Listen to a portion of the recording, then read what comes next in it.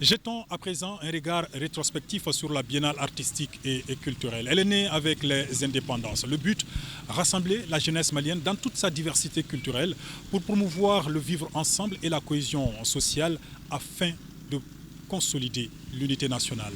Cheikh Oumar Sangari.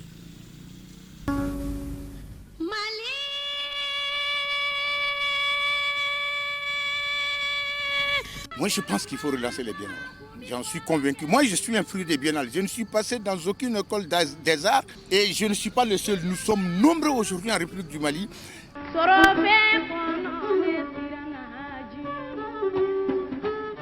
Toutes les couches de la population, les paysans, les pêcheurs, les cultivateurs, vous voyez un peu le paysage varié, n'est-ce pas, du Mali, tous se rencontraient pendant les biennales artistiques et culturelles.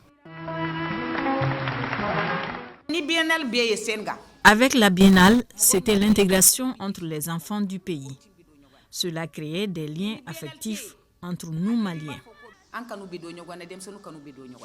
La biennale artistique et culturelle est la rencontre de l'ensemble des fils et filles du Mali autour de l'héritage culturel commun. Cet espace d'expression culturelle est né de la ferveur de l'accession de notre pays à l'indépendance. Oui, la ferveur de l'affirmation identitaire d'un peuple qui venait de subir 70 ans d'occupation coloniale. Toi, le symbole de la femme de chez nous, tu verras sensibiliser les mères et les enfants de chez nous. Considérée par certains comme un pèlerinage culturel, la rencontre a connu plusieurs mutations. Semaine nationale de la jeunesse de 1962 à 1968 sous la Première République, Biennale artistique, culturelle et sportive de 1970 à 1988 sous la Deuxième République, puis ce fut une période d'hibernation. Tous ceux qui sont passés en tant que premiers responsables dans ce pays ont d'une manière ou d'autre soutenu la Biennale. Le président Feu Modibo Keïta, qui a été d'ailleurs à l'origine de ce grand regroupement de la jeunesse. Ensuite, Moussa Traoré, c'est quelqu'un qui a beaucoup fait pour la Biennale. Ensuite, l'événement reprend dans un premier temps avec l'unique édition de la Semaine nationale des arts et de la culture en 2001. Puis, la Biennale artistique et culturelle en 2003, toujours à Bamako, avant sa première délocalisation à Ségou en 2005. Après Kaï en 2008 et Sikasso en 2010, un autre temps d'arrêt intervient à cause de la crise. La biennale artistique et culturelle est un cadre de saine émulation où chaque région expose son savoir et son savoir-faire dans plusieurs disciplines artistiques.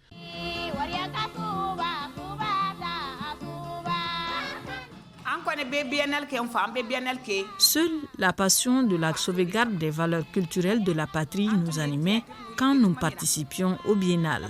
C'est l'interpénétration, c'est la compréhension mutuelle, c'est la solidification de l'unité nationale. C'est l'État qui prenait entièrement en charge le financement de la Biennale. Il faut compter dans l'ordre de 300 millions, ce que j'en sais en tout cas. Face à l'engouement populaire autour de la Biennale, le ministère en charge de la culture a organisé une édition spéciale en 2017 à Bamako. Puis, le pays amorce sa sortie de crise en misant sur sa souveraineté complète. C'est ainsi que lors du Conseil des ministres du 15 mars 2023, le gouvernement de la transition annonce l'événement à Mopti qui l'attend depuis 2010.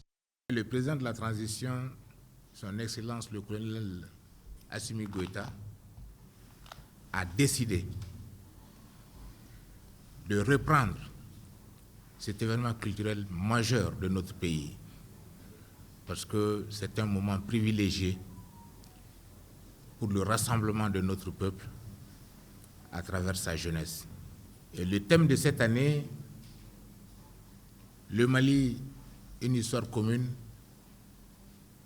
une seule nation, un même destin.